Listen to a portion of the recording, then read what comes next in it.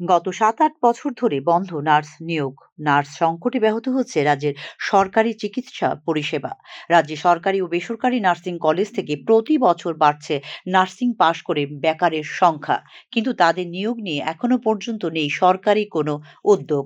রাজ্য মন্ত্রিসভার বৈঠকে বিভিন্ন দপ্তরে নিয়োগ নিয়ে সিদ্ধান্ত উঠে এলেও স্বাস্থ্য দপ্তরে নার্সিং অফিসার নিয়োগ নিয়ে নেই কোনো সিদ্ধান্ত। সিদ্ধান্ত হলেও কেন নিয়োগ নেই তা বোধগম্য নয় কারোরই।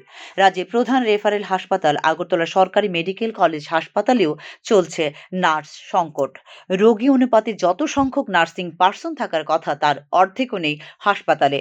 ২০১৬ সালে প্রায় ৭৮৭টি পদে নার্স নিয়োগের প্রক্রিয়া শুরু করেছিল স্বাস্থ্য দপ্তর। তবে ২০১৭ সালে ডিসেম্বর মাস পর্যন্ত নিয়োগ প্রক্রিয়া শেষ হয়নি। ২০১৮ সালে রাজ্যে নতুন সরকার এসে নতুন করে নিয়োগ নীতি তৈরি করবে বলে দেওয়া হয় ঘোষণা।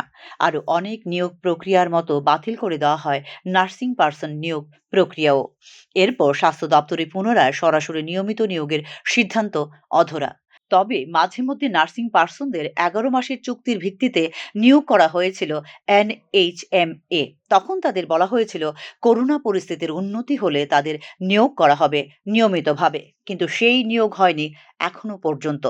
আবার জাতীয় স্বাস্থ্য মিশনের রাজ্য শাখা থেকে যাদের চুক্তির ভিত্তিতে নিয়োগ করা হচ্ছে তাদের চাকুরির নেই কোনো নিরাপত্তা। এমনকি চাকুরিতে নিয়মিতকরণ হবে কিনা জানা নেই কারোর। রাজ্য স্বাস্থ্য দপ্তরে নিয়মিত নার্স নিয়োগ করলেও তা প্রয়োজনের তুলনায় অনেক কম। রাজ্যে নার্সিং কোর্সে উত্তীর্ণ বেকার রয়েছে প্রায় ৫,৫০০ থেকে ৬,০০০। আবার কর্মরত নার্সদের অনেকেই অবসরে যাচ্ছেন প্রতিনিয়ত।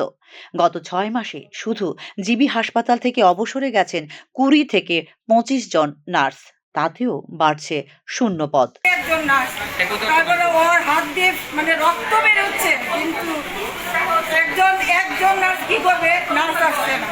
তারপর ওর বমি হচ্ছে, ওর চাটাচাটি মানে লাফালাফি আরম্ভ করছে, কিন্তু কোনো ডাক্তার নেই, কোনো কিছু নেই, মারা গেছে। আপনারা দেখুন, আপনি যদি তথ্য প্রমাণ কিছু লাগে আপনি ওনার বেডে গিয়ে আপনি দেখতে পারবেন অক্সিজেন সিলিন্ডার যেটা থাকে সেটা পুরোটাই ইনটেক রয়েছে।